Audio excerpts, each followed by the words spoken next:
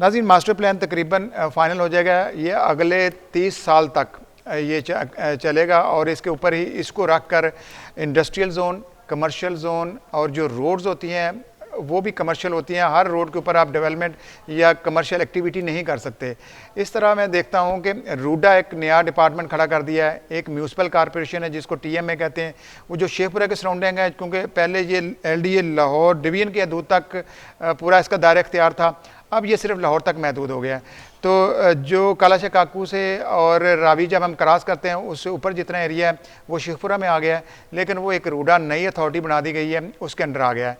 तो ये master plan है पूरी जिसकी आप पिक्चर देख रहे हैं। इसके अंदर अगर कोई सवालात आपके जहन में आते हैं वो आप हमसे पूछ सकते हैं, लेकिन ये है कि मैं समझता हूँ कि LDA ने यहाँ पर काफ़ी तेज़ी दिखाई है और इस जो मास्टर प्लान है इसके अंदर काफ़ी ज़्यादा वर्किंग की है और एक इंटरनेशनल कंपनी को हायर किया था।